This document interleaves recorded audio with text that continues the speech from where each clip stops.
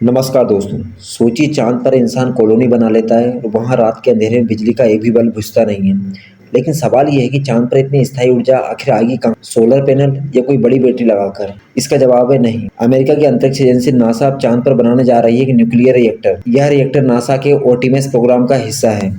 NASA और अमेरिकी department of energy मिलकर एक फिजन सरफेस पावर प्रोजेक्ट पर काम कर रहे हैं। इसका मकसद है चांद पर एक छोटा लेकिन हाई पावर न्यूक्लियर रिएक्टर लगाना, जिसकी क्षमता 100 किलोवाट तक होगी। ये रिएक्टर इतना कॉम्पैक्ट होगा कि इसे रॉकेट से ले जाकर सीधे चांद की सतह पर इंस्टॉल किया जा सकता है। चांद पर दिन और रात का साइकिल 14-14 दिन का होता है, यानी 14 दिन लगातार धूप और 14 दिन लगातार अंधेरा। चांद पर रात का तापमान -200 डिग्री तक गिर जाता है और इतने लंबे अंधेरे में सोलर पैनल या बैटरी टेक्नोलॉजी काम नहीं कर सकती है। नासा का लक्ष्य है कि 2035 तक इंसान चांद पर लंबी अवधि तक रह सके और इसके लिए बिजली की जरूरत होगी। रहने के लिए module, life support system, robot, यहाँ तक कि internet. Nuclear fission power plant लगातार बिजली देगा, चाहे दिन हो चाहे रात। नासा का प्लान है कि 2030 तक पहला न्यूक्लियर रिएक्टर प्रोटोटाइप चांद पर इंस्टॉल हो जाए।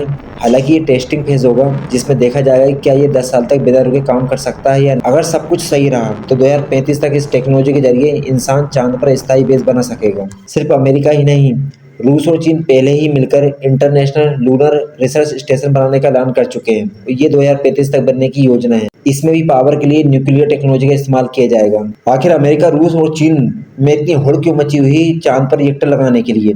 चांद पर सबसे कीमती संसाधन है हीलियम-3, जो भविष्य का क्लीन न्यूक्लियर फ्यूल माना जाता है। जो देश चांद पर स्थायी बस्ती बना लेगा, वही इस संसाधन पर सबसे पहले अधिकार जमा सकेगा। लेकिन इस रिएक्टर के साथ कुछ चुनौतियां भी हैं। न्यूक्लियर रिएक्टर को इस तरह डिजाइन करना होगा कि वह एस्ट्रोनॉट और उपकरणों को नुकसान न पहुंचाए। सबसे बड़ा खतरा लॉन्चिंग के दौरान है।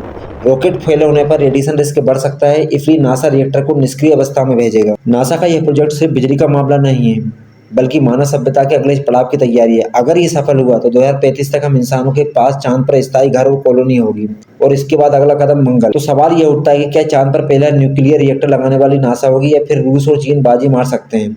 आपका क्या मानना है? स्पेस में कौन जीतेगा? कमेंट करके जरूर बताइए।